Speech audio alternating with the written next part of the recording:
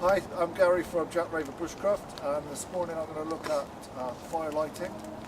Just to set the scene a little bit, guys, it's late February, it's pretty cold, in fact maybe 3 degrees, we've got a wind of about 20 miles an hour blowing.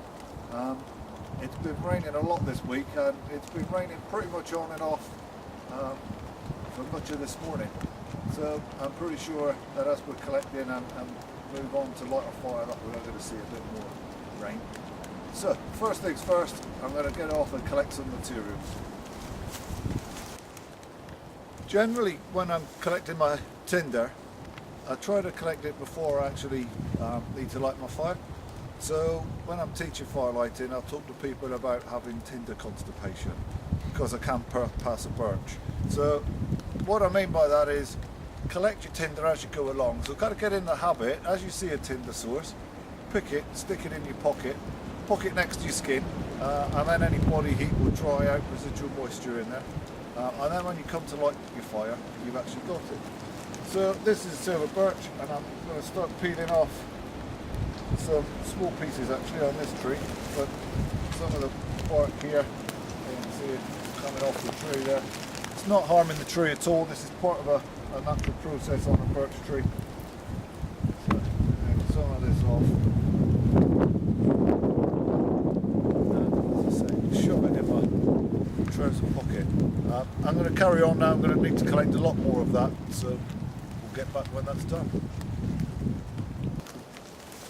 So I've collected lots of tinder. Next up I need to start collecting my kindling, and this is a good place to stop. There's actually some birch just in front of me.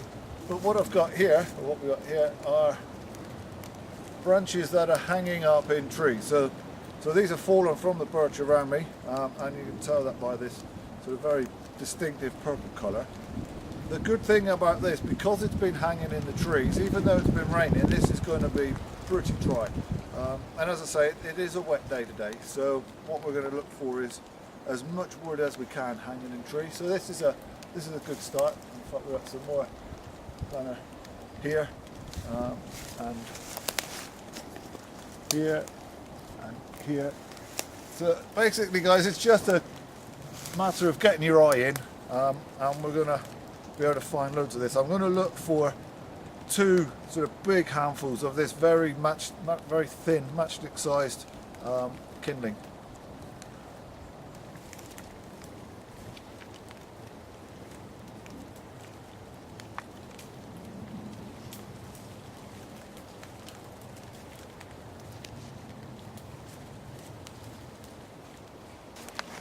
A good sort of bunch here of that matchstick thin birch twigs, so I'm happy with that as my first layer of kindling.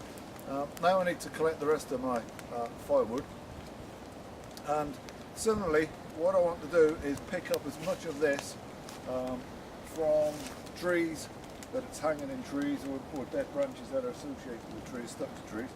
So we've got this sweet chestnut here, these kind of branches that are going to be nice and dry still, so I'm going to start collecting some of that. Similarly I've got this kind of thing here, which rather than doing anything with now, I'll just sort of drag back to the camp where I'm going to have my fire. I've collected lots. I think I might well collect a little bit more yet. I'll see how we go on that. The key to successful fire lighting, especially when it's damp, when it's wet, when it's raining, is to collect lots of materials. There's no point at all to go out and bring back a little bit. Collect lots, then add a bit to it. And when we've got weather, the kind of thing we've got going on now with wind and rain, add some more. It's worth it in the long run. So I've got my thin twigs, I've got the bulk of my firewood here. What I'm going to do now is start to divide this up into piles according to its size. So I'm going to want a pile of matchstick size, another pile that's about pencil thickness, another pile that's sort of my little finger, another pile that's about the same width as my thumb, and then I'm going to work that up into maybe half a dozen different categories. Yeah, that's just the scale I make up. Feel free to make up your own scale as long as you have one. That's kind of the important thing. The reason I do this is because one of the key reasons a fire will go out is because you try to put on too big a piece of wood too early. So by sorting them out into these poles, we really do avoid all of that. Just a little word about your firewood as well, guys. Your firewood needs to crack. Now when you snap it, it needs to make that clean snapping sound. If you find yourself wrestling with it, having to twist it around and so on, there's a very good chance that your wood is green and it isn't going to burn. So you're looking for a very distinctive snap. This is about a good length as well. So I generally snap up my pieces of wood to something around about this length. So something about 18 inches in old money, 50 centimetres ish in new money. So what I'm going to do now is break all this up and put it into the different categories.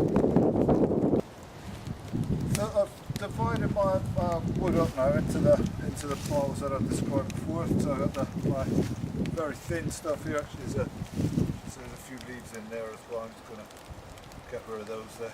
They're going to hold moisture. They're going to prevent my fire from establishing.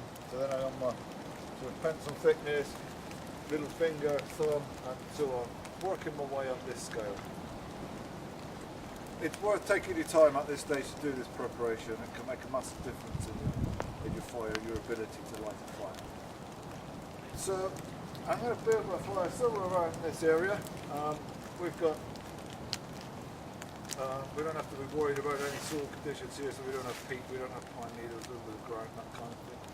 We haven't got anything sort of around here. We've got nothing above me that we can catch fire to. Most importantly, I have the landowner's permission. We don't have the right to light fires in England and Wales, so it is imperative that you seek out the landowner and ask them if it's okay before you start lighting fires. So what I'm going to do is start clearing the ground. So I'm going to take this back to bare earth, and then when the fire's finished, I can put all of this beef litter back on, cover it up. So we adhere to our beef no trace policy. So I've got my ground cover removed now. So what I'll do, I'm going to take some of these sticks and I'm going to make a bed onto the ground. So I'm going to position them like so. The ground is wet, and the reason I'm doing this is to prevent the moisture in the ground getting into a tinder as we're lighting our fire. If it was particularly wet, I'd actually stick another layer of sticks over the top. I'm also aligning these sticks at 90 degrees to the direction of the wind, so the wind is coming from more or less that direction. So I've got the sticks at 90 degrees to that. Let me just add a couple of more.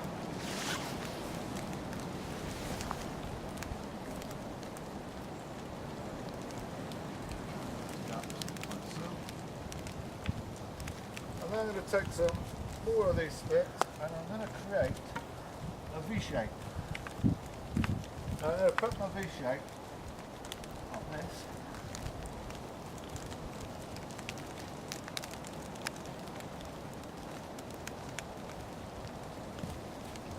And what I want is for the wind to be blowing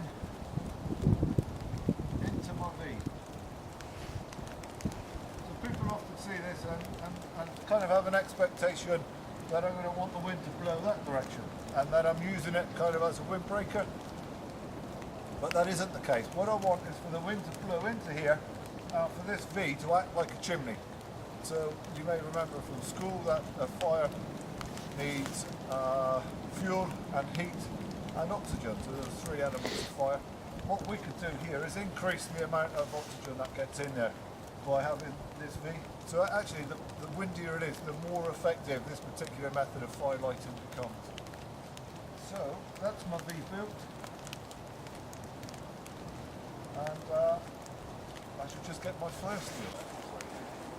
So I have my birch bark that I collected earlier, put that down into the V here. I have my fire steel. So I'm just going to kneel in front of my fire, and I'm going to use the little thumb push method on my fire steel.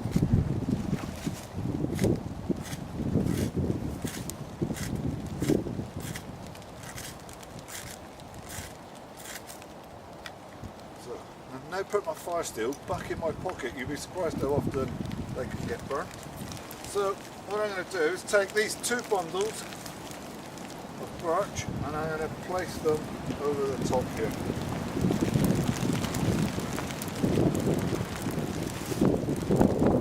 I'm holding those in place. I don't want the flame from the ignited tinder to have to travel too far. So I'm just going to keep this pushed down, and once I'm happy that this first layer of kindling is a light, then I'll move across to my next bundle.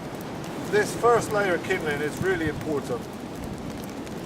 If this doesn't take, then you can pretty much discount the rest of the fire taking afterwards. So making sure you got plenty of this really thin stuff is a good idea. We're more or less going in the direction now which I thought it was when I put my lay down.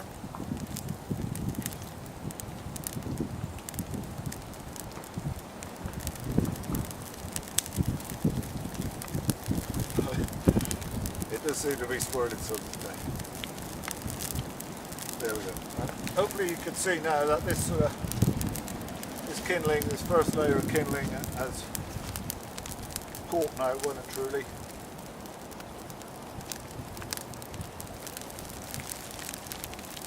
You can see by the amount of smoke being produced here that even though we've been very careful about collecting our wood from hanging in trees, there's still a lot of moisture going on here. But it's lit.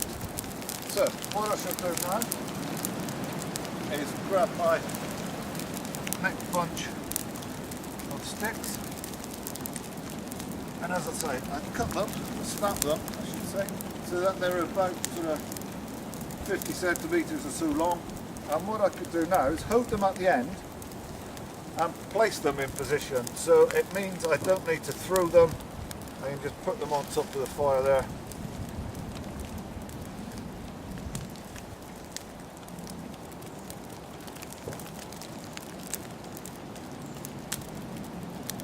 And now just wait a minute or two until this next layer ignites, and then I'll work my way up to the next stage of kindling.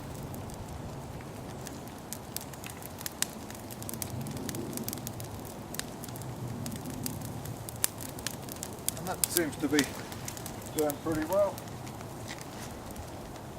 So I'll take my next bunch.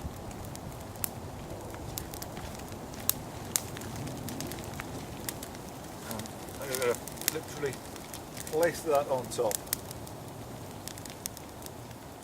As I say, there's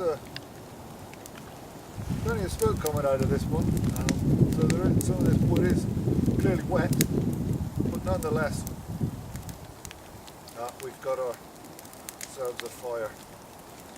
So with that layer going, I shall add some of my next size of the sticks, again about 50 centimetres of some roll, so that I can on the end and place them on the top.